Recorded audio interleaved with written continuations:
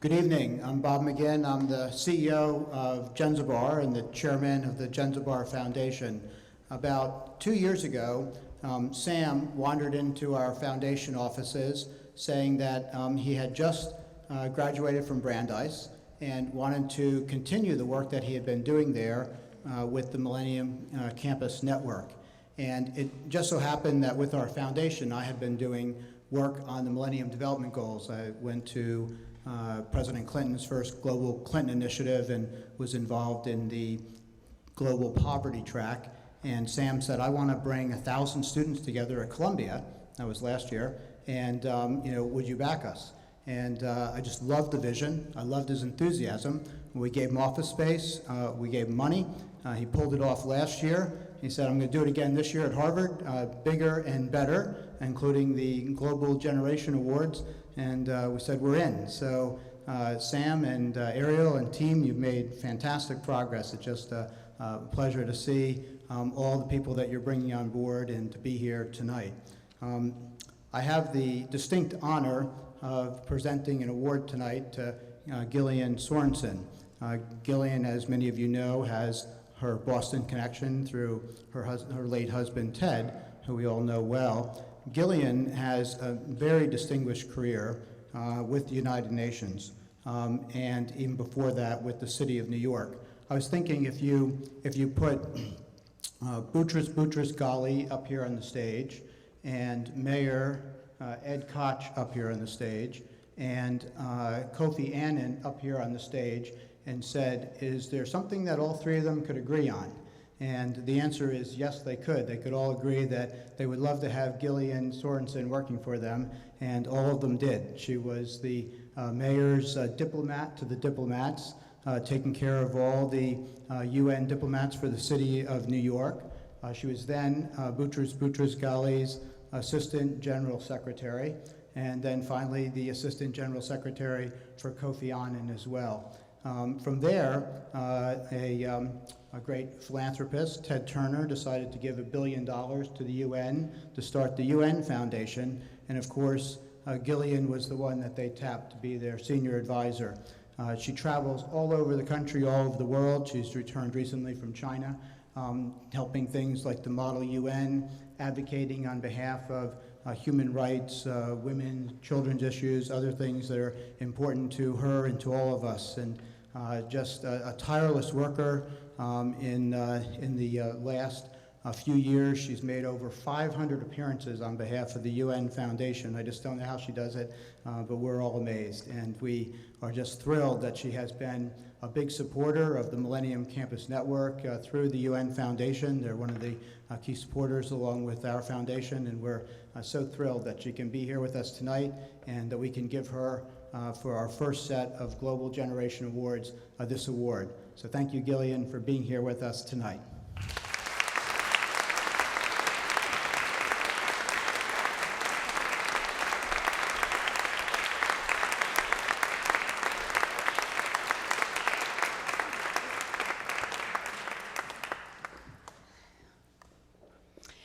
Well, good evening, and thank you very much, Robert, for those kind words. And my thanks to the leaders and the sponsors and the supporters of the Millennium Campus Network. What a wonderful initiative this is. I am really heartened to see the people in this room and to know the 1,000 that I will have a chance to talk to tomorrow morning. This is such important work you have undertaken. I thank you for your reference to my lifetime of service with the United Nations and the related agencies. It is an organization, as you may have noticed, that is under assault one more time from the right wing in the House in particular, but we've been there before. I'm particularly grateful that Senator Kerry is here tonight. I salute him and honor him. And if there's anyone in the Senate who understands the value of diplomacy and the importance of the UN, not just for global matters, but for U.S. National interest, it is he. Thank you, Senator, for your leadership and all that you've done in foreign service and in the Senate, of course. Well, much has been made of the work of the United Nations. It's a very broad agenda, as you all know. It spans from peacekeeping to disarmament, democratization, human rights, humanitarian relief, climate change, global public health, and so on and so on. But right at the heart of those issues is the matter of development, and that's been true for decades. We're referring, of course, to poverty. Not the kind of poverty we see in Boston, although it exists, but extreme poverty, stark, dire poverty, which puts people at the edge of survival. It means they are living on roughly $2 a day, 1 billion people in that condition, 2 billion people living without clean water or sanitation. It means they are living without, in most cases, sufficient food, or decent housing, or health care, or mobility, or information. They have no reliable work. They are caught in a poverty trap with no way out. And the deep stress, the anxiety, the fears, the vulnerability to abuse and exploitation is very high indeed. And obviously the impact on health and their own lives, their own lifespans is very keen indeed. It is a daunting challenge, but it is also an opportunity. And we know that we cannot meet that challenge by simply worrying about it or thinking of it or wishing that it would improve. It will only change by working on it. And that's why your meeting, your coming together, and to the students, your learning and training and understanding this more deeply is so important, because we do in fact know how to change this condition. The combination of government efforts, private sector, and civil society can make sustainable change happen. We can bring hope to the hopeless. We can reduce the chasm that exists between the rich and the poor in so many places. And not just through development assistance, which some consider a sort of charity, but through investment, through teaching, through development efforts that truly change lives for the long term. Well, this is difficult, but not impossible. We have before us the Millennium Development Goals, which are our roadmap. It gives us a common point of reference, a common language.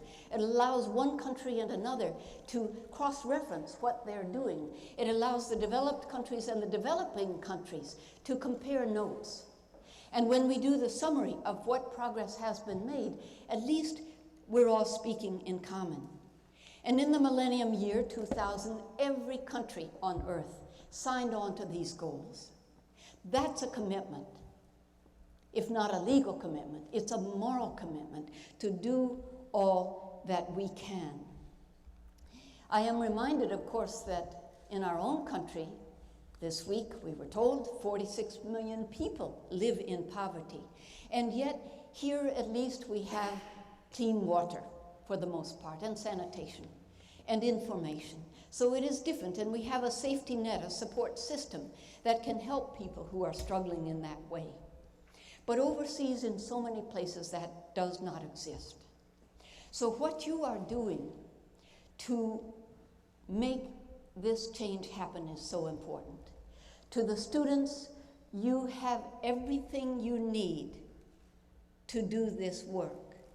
Intelligence, passion, compassion, language skills, computer skills, mobility, information. You have the ability to do this and literally save lives and change lives.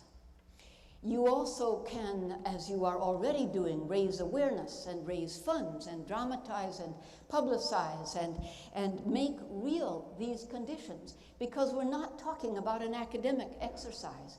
These conditions are absolutely real. And if you pursue this work, you have to go there. You can't just do it from a distance or from on high. And indeed, as your brochures say, there is strength in numbers. We can do more together than we can do alone. And if we do, a different future is real and possible for that billion people on Earth who live in conditions that we can scarcely imagine. If we do that, we will have kept faith with the founders of the United Nations and with those who live with the conviction that truly we can create a better world. For all of you, I thank you for that. I'm inspired and heartened by what you are doing and by the opportunity to be here and by the very kind words that you have said about me. Thank you again.